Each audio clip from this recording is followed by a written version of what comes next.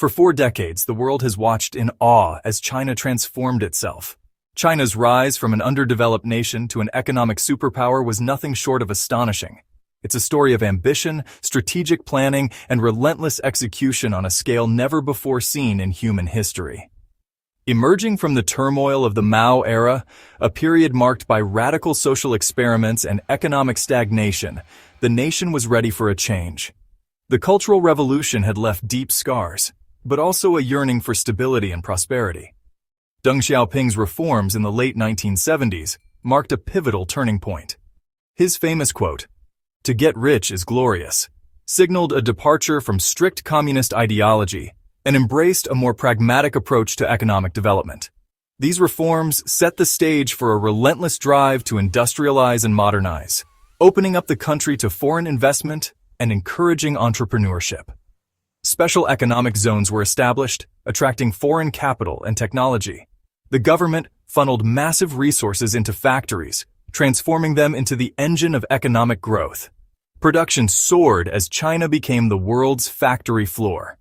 Simultaneously, a massive infrastructure boom swept the nation, building highways, railways, and ports to facilitate trade and connect the country. This investment in infrastructure was crucial for supporting the growing industrial base.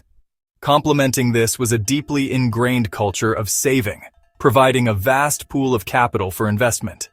Chinese households traditionally saved a significant portion of their income, providing the financial fuel for the country's rapid expansion. This combination of factors led to the dramatic transformation of an agrarian society into an industrial powerhouse, a shift that reshaped the global economic landscape. Millions migrated from rural areas to urban centers in search of work and opportunity. The results were staggering. Over 800 million people were lifted out of poverty, an unprecedented achievement in human history. This lifted not only individuals but entire communities, transforming lives and creating new opportunities. Fueled by low labor costs and efficient production, China became the world's largest exporter, flooding global markets with affordable goods. China became a critical backbone of global supply chains, its factories producing everything from electronics to clothing for consumers around the world. The world became increasingly reliant on Chinese manufacturing. Villages became megacities, sprawling urban centers with skyscrapers and bustling streets, symbols of China's newfound wealth and power. The nation's focus was overwhelmingly on production and investment, driving economic growth, but often at the expense of consumption and social welfare. This state-driven model, characterized by strong government control and strategic planning, proved remarkably effective in achieving rapid economic growth. Leveraging a disciplined workforce, willing to work long hours for relatively low wages and a high savings rate, the country was able to accumulate vast amounts of capital. This unique combination of factors fueled unprecedented growth, transforming China into the world's second-largest economy. But the very system that built China's prosperity, while achieving remarkable progress, also planted the seeds of its current challenges, including rising debt, environmental degradation, and an aging population. The question now, as China faces a new set of economic realities, can the model that created the miracle adapt to a new era, or will it need to undergo fundamental changes to sustain its economic momentum? At the heart of China's economic puzzle lies a deeply ingrained, almost instinctive urge to save. It's a cultural phenomenon, a national habit, and a key factor in understanding the country's unique economic trajectory. This propensity for saving isn't just a personal choice. It's a force that shapes the entire Chinese economy, influencing everything from investment strategies to government policies. Chinese households save an astonishing proportion of their income. We're talking about over 40% of everything they earn. This isn't just putting aside a little for a rainy day. It's a significant chunk of their earnings deliberately set aside for the future. This remarkable savings rate sets China apart on the global stage. That's 8 times the American rate, a staggering difference that highlights the contrasting financial behaviors in these two economic powerhouses. In the United States, consumer spending is a major driver of the economy, while in China, saving takes precedence. This difference has profound implications for the global economy. This high savings rate is driven by a complex mix of factors, including deep-seated anxiety about the future and a perceived lack of robust social safety nets. Many Chinese citizens feel they need to save aggressively to cover potential healthcare costs, education expenses, and retirement needs, as the state-provided support is seen as insufficient. This habit, far from being discouraged, has actually been actively encouraged by the government over the years. The state has historically promoted saving as a virtue, fostering a culture of thrift and financial prudence. This policy has had a significant impact on the nation's economic development. This vast pool of savings provided the essential capital for China's unprecedented industrial boom. It fueled the massive investments in factories, infrastructure, and technology that transformed China into the world's manufacturing powerhouse. Without this readily available capital, the Chinese economic miracle might never have happened. These accumulated savings fueled a surge in bank loans, which in turn financed massive infrastructure projects and a rapidly expanding housing market. From high-speed railways to sprawling urban developments, China's savings have been the engine behind its physical transformation. This virtuous cycle of saving, investment, and growth powered decades of remarkable economic expansion, lifting hundreds of millions of people out of poverty and transforming China into a global economic superpower. The skyline of China's cities is a testament to this incredible growth story. But now, the government faces a new challenge. It wants people to spend more and save less. The focus is shifting towards stimulating domestic demand and rebalancing the economy. The goal is to build a more sustainable, consumption-driven economy, less reliant on exports and investment. This transition is seen as crucial for long-term stability and continued prosperity. The question is, can China successfully make this shift? However, old habits die hard. Decades of ingrained saving behavior are difficult to reverse, especially when underlying anxieties about the future persist. And despite a huge population, which would seemingly provide a massive consumer base, China's domestic consumption still lags far behind other major economies, such as the United States and Europe. This gap in consumer spending is a significant concern for policymakers. The result of this imbalance is an economy that remains dangerously dependent on investment, particularly in infrastructure and real estate. This over-reliance on investment creates vulnerabilities and potential risks. This investment-heavy approach is coupled with persistently weak consumer demand, creating a situation where supply often outstrips demand, leading to overcapacity and potential economic instability. The savings engine that once powered China's remarkable economic rise, propelling it to global prominence, now, paradoxically, threatens to stall its future growth if the country cannot successfully transition to a more balanced, consumption-driven model. The stakes are high, and the world is watching to see if China can navigate this critical juncture. For 30 years, construction was China's economic engine. Massive investment in cities, infrastructure, and real estate fueled growth and created jobs. Rising property values made homeowners feel wealthy, reinforcing the cycle.